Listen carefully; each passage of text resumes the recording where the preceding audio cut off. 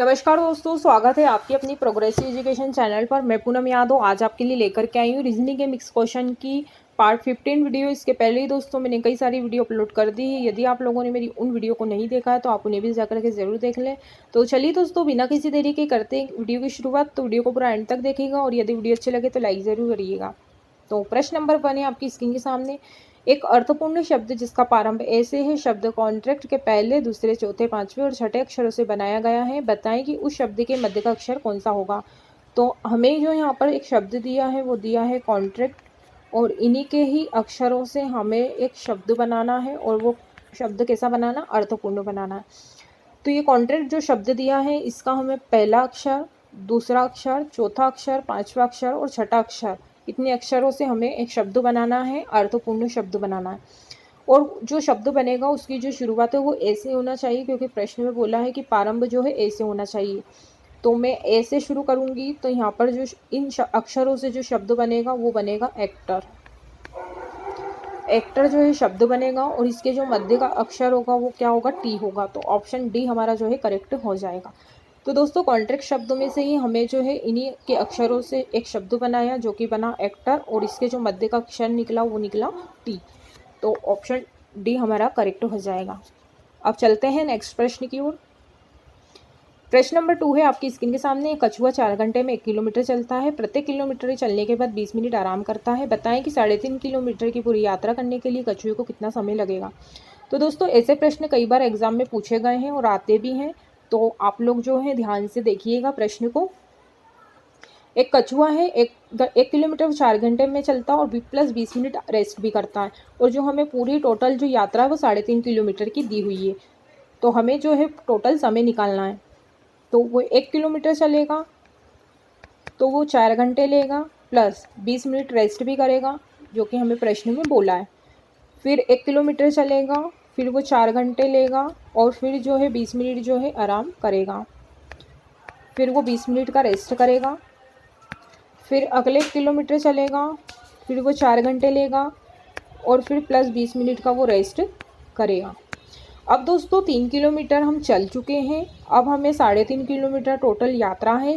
3.5 kilometre में से हम 3 किलोमीटर यात्रा कर चुके हैं। अब हमारी जो यात्रा है वो अब आधे किलोमीटर की यात्रा बची है। आधा किलोमीटर हमें और चलना है।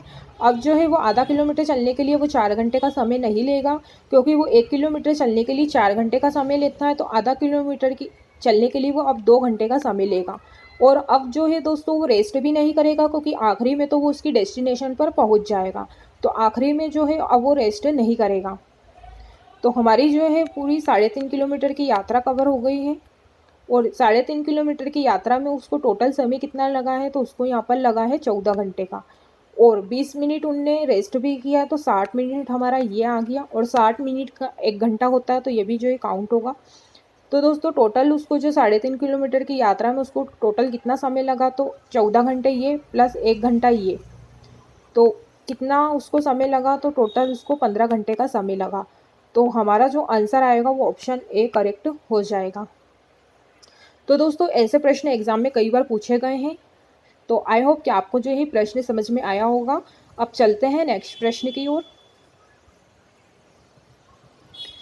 प्रश्न नंबर 3 है। एक कक्षा में सफल हुए लड़कों की सूची में राजन 11वां स्थान पर है और नीचे की ओर से 31वें स्थान पर है। 3 लड़कों ने परीक्षा ही नहीं दी और एक छात्र फेल हो गया। कुल छात्र कितने हैं? तो हमें जो है यहाँ पर कुल छात्रों निकालने हैं। तो राजन जो है ऊपर से 11वें स्थान पर है, नीचे से 31वें स्थान पर है। अब 3 लड़कों ने परीक्षा ही नहीं दी और एक लड़का फेल हो गया, तो ये लड़के भी काउंट होंगे। तो 4 छात्र ये हो गए हमारे। तो टोटल कितने छात्र हैं? तो टोटल जो हमारे छात्र हैं वो कितने हैं? वो 46 है। अब हमें टोटल छात्र निकालना है, तो हम 46 में से एक माइनस करेंगे, तो जो कुल छात्रों की संख्या निकल करके आएगी वो आएगी 45। तो ऑप्शन सी हमारा करेक्ट हो गया। अब दोस्तों, जब भी हम टोटल निकालते हैं तो एक माइनस करते हैं, क्योंकि राजन का जो है ऊपर और नीचे से दोनों ही जगह से जो है उसका स्थान काउंट हो रहा है। तो एक ही लड़का 2 जगहों से कैसे काउंट हो सकता है, इसलिए हम 1 माइनस करते हैं।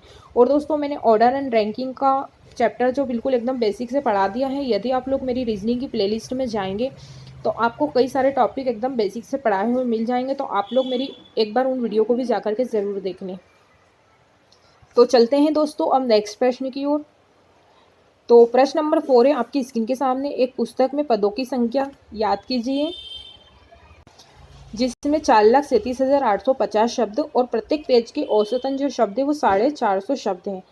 तो हम इसको कैसे सॉल्व करेंगे? तो टोटल जो शब्द दिए हैं वो हमको दिए हैं 4,37,850 जो है टोटल शब्द दिए हैं, और औसतन जो शब्दों की संख्या है वो 450 है।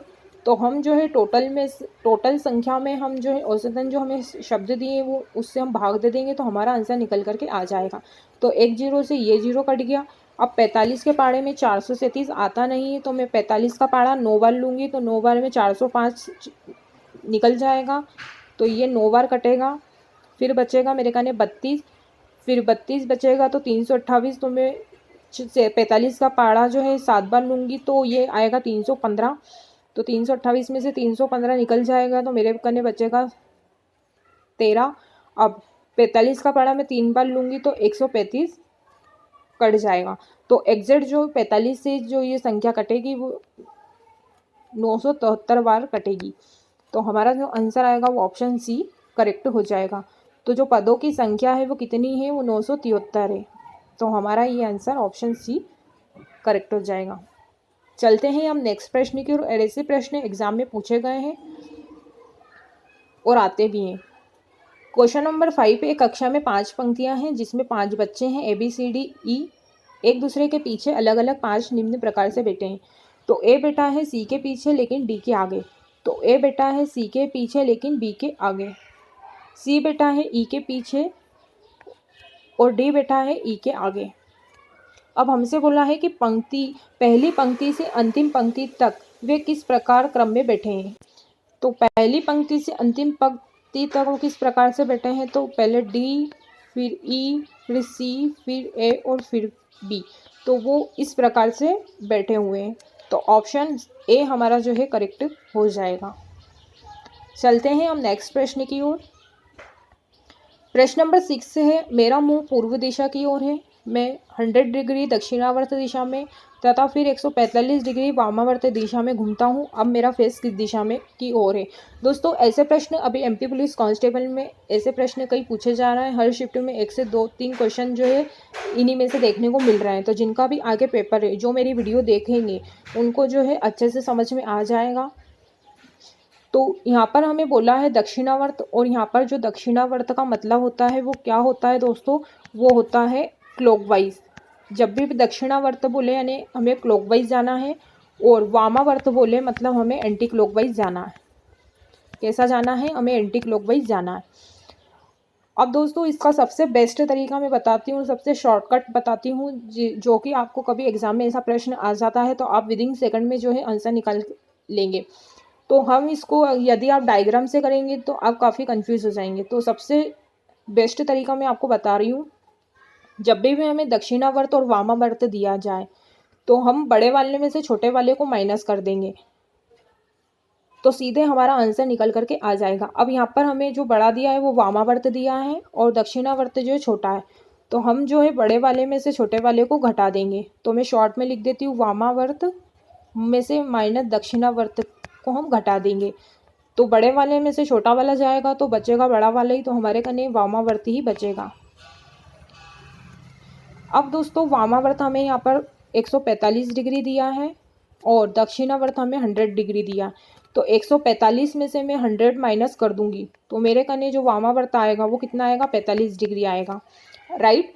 अब हमें बोला है कि मेरा मुंह जो है पूर्वी दिशा की ओर है, तो मैं यहाँ पर पहले डायरेक्शन बना लेती हूँ। तो मेरा मुंह अभी पूर्व दिशा की ओर है, और अब वो कैसा बोला है? अब ये वामावर्त 45 डिग्री हमारे कने बचा है, तो पूर्व दिशा से अब 45 डिग्री घूमेगा, और वो कैसा घूमेगा? एंटी क्लॉकवाइज घूमेगा। तो यहाँ पर वो अभी पूर्व दिशा में है। यदि वो 45 डिग्री घूमेगा तो इतना घूमेगा। तो ये वाली डायरेक्शन कौन सी होती है? ये होती है उत्तर पूर्व। तो हमारा जो आंसर आएगा वो कौन सा आएगा? ऑप्शन सी जो है हमारा करेक्ट हो जाएगा। तो अब जो उसका फेस है वो किस दिशा में? उत्तर पूर्व दिशा में, क्योंकि 45 डिग्री हमारे कने वामावर्त बचा था, तो पूर्व से हम 45 डिग्री एंटी क्लॉकवाइज जाएंगे तो हमारी जो डायरेक्शन आएगी वो उत्तर पूर्व दिशा हो जाएगी। तो आई होप कि आपको प्रश्न समझ में आया होगा। और यदि दोस्तों आप लोग ऐसे प्रश्नों को डायग्राम से करेंगे तो आप काफ़ी कंफ्यूज हो जाएंगे। तो सबसे बेस्ट और सबसे ईजी तरीका यही है कि जब भी बड़े वाले में से छोटे वाले को आप माइनस कर दो, और जो बचेगा उस, और जैसे अब डिग्री बचेगी वैसा आपको घूम जाना है। अब वामावर्त बड़ा था तो हमने दक्षिणावर्त को घटा दिया तो वामावर्ती बचेगा, तो 45 डिग्री वामावर्त बचा। अब उसकी दिशा जो है पूर्व में थी, अब वो 45 डिग्री एंटी क्लॉकवाइज जाएगा तो उसकी जो डायरेक्शन होगी वो उत्तर पूर्व दिशा होगी।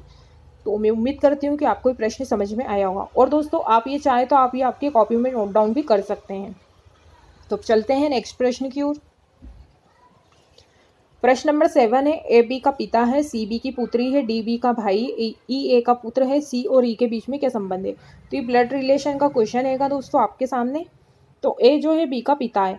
अब पिता है तो हम जो है प्लस का साइन लगा देंगे, तो ए किसका पिता है, बी का पिता है, तो ये बी है। अच्छा, बी की एक पुत्री है जो कि सी है, तो पुत्री है तो हम माइनस का साइन लगा देंगे। आगे बोला है कि डी बी का भाई है, जो डी है वो किसका भाई है, बी का भाई है, डी बी का भाई है, तो ये मैं प्लस का साइन लगा दूंगी। अच्छा, बी के जो पिता है वो डी के भी पिता होंगे क्योंकि भाई है। आगे बोल रहा है ई ए का पुत्र है, ई जो है ए का पुत्र है, तो ई जो है ए का पुत्र है, तो ये कैसे हैं, ये तीनों भाई बहन हैं। तो हमसे बोला है ए और सी के बीच में क्या संबंध है। तो ए और सी के जो बीच में संबंध होगा वो भतीजी और चाचा का होगा, तो ऑप्शन सी हमारा जो है करेक्ट हो जाएगा, क्योंकि बी जो है ई का भाई है और बी की जो बेटी है वो सी है, तो इनके बीच में जो रिलेशन बनेगा वो चाचा भतीजी का बनेगा। तो ऑप्शन सी हमारा करेक्ट हो जाएगा। अब चलते हैं नेक्स्ट प्रश्न की ओर। प्रश्न नंबर 8 है, आपकी स्क्रीन के सामने दी गई अक्षर श्रृंखला में कितनी बार टी के पहले पी और बाद में टी आए हैं। तो हमें ऐसे यहाँ पर अक्षर ढूंढने हैं जो टी के पहले पी होना चाहिए और टी के बाद में भी टी होना चाहिए। तो एक जो है हमारी एक श्रृंखला यहाँ पर बनेगी, आगे देखेंगे हम तो एक श्रृंखला हमारी यहाँ पर बनेगी। तो ऐसे कितने अक्षर श्रृंखला बनेगी, तो ऐसी दो ही यहाँ पर जो है श्रृंखला बनेगी, जो टी के पहले पी होगा और टी के बाद में भी टी होगा। तो ऐसे यहाँ पर दो ही अक्षर श्रृंखला बनेगी। तो चलते हैं अब नेक्स्ट प्रश्न की ओर। प्रश्न नंबर 9 है, आपकी स्क्रीन के सामने निम्न श्रेणी में लुप्त संख्या को याद कीजिए। तो यहाँ पर जो है नंबर सीरीज का क्वेश्चन है, हमें जो यहाँ पर दो जगह क्वेश्चन मार्क है, यहाँ पर हमें संख्या को जो है फाइंड करनी है। तो आइए देखते हैं कैसे इसे हम फाइंड करेंगे। तो यहाँ पर जो संख्या 1 से 6, फिर 6 से 11, फिर 11 से 16, अब यहाँ पर क्या संख्या आएगी हमें ये फाइंड करना है। तो दोस्तों 1 से 6 हो गया, मतलब यहाँ पर जो है 5 प्लस हुआ है, फिर एज इट इज 6 आगे लिखा गया है, फिर 6 से संख्या 11 हो गई, मतलब यहाँ भी 5 प्लस हुआ है, फिर 11 को ऐसे के ऐसे यहाँ पर आगे लिख दिया, फिर 11 में फिर 5 प्लस हुआ है तो फिर 16 आ गया। अब आगे देखिए यहाँ पर 6 है तो यहाँ 6 है, फिर यहाँ 11 है तो यहाँ 11 है, अब यहाँ 16 है तो यहाँ भी 16 ही होगा। और अब 16 में यदि मैं 5 प्लस कर दूँगी तो कितना आएगा, 21 आएगा। तो ऑप्शन सी ऑप्शन बी हमारा जो है आंसर करेक्ट हो जाएगा। तो सब में जो है प्लस प्लस 5 प्लस किया हुआ है, तो हमारा आंसर बी करेक्ट हो जाएगा। चलते हैं हम नेक्स्ट प्रश्न की ओर। प्रश्न नंबर 10 है, आपकी स्क्रीन के सामने लुप्त पदों को याद कीजिए। तो हमें यहाँ पर जो क्वेश्चन मार्क है यहाँ पर भी हमें जो है संख्या को फाइंड करना है कि यहाँ पर क्या आएगा। तो दोस्तों 1 है, 2 है, 4 है, 8 है और 16 है। तो यहाँ पर क्या लॉजिक लग रहा है, क्या स्क्वायर में चल रही संख्या या पहाड़े में है, तो क्या है। तो यदि मैं 1 का स्क्वायर करती हूँ तो 1 आता है, 2 का स्क्वायर करती हूँ तो 4 आता है। अब 4 का स्क्वायर तो होता नहीं है, 4 का स्क्वायर 16 होता है, लेकिन 8 जो है 2 का क्यूब होता है। तो यानी मतलब यहाँ पर जो है लॉजिक स्क्वायर वाला नहीं लगेगा। तो अब देखते हैं हम यहाँ पर क्या लॉजिक लगा हुआ है। तो 1 से 2 संख्या हो गई, 2 से 4, 4 से 8, अब 8 से 16। तो दोस्तों यहाँ पर जो लॉजिक लगा है वो 1 का गुणा 2 से करूँगी तो 2 आएगा, फिर 2 का गुणा मैं 2 से करूँगी तो 4 आएगा, फिर 4 का गुणा मैं 2 से करूँगी तो 8 आएगा, ऐसे ही 8 का गुणा जब 2 से करेंगे तो 16 आएगा, और 16 का गुणा यदि मैं 2 से कर दूँगी तो यहाँ पर क्या आएगा, 32 आएगा। तो यहाँ पर जो लॉजिक लगा वो मल्टीप्लाई वाला लगा, तो यहाँ पर जो संख्या आएगी वो कितनी आएगी, 32 आएगी। तो ऑप्शन ए हमारा करेक्ट हो जाएगा। यहाँ पर सब में जो है दो दो दो दो का गुणा हुआ है। तो दोस्तों आज के लिए बस इतना ही। मैं उम्मीद करती हूँ कि जितने भी हमने आज 10 प्रश्न देखे हैं इस वीडियो के माध्यम से आप लोगों को अच्छे से समझ में आ गए होंगे। यदि दोस्तों आप लोगों को वीडियो अच्छी लगी है तो लाइक ज़रूर करिएगा और एक आप ही की तरह प्यारा सा सुंदर सा कमेंट बॉक्स में हमें कमेंट्स करके ज़रूर बताइएगा कि आपको वीडियो कैसी लगी। और दोस्तों यदि आप लोग हमारे चैनल पर नए जुड़े हैं तो चैनल को सब्सक्राइब कर ले ताकि हमारी रोज़ की वीडियो को नोटिफिकेशन आपको मिलते रहें। तो दोस्तों आज के लिए बस इतना ही। जब तक के लिए जय हिंद, जय भारत, धन्यवाद।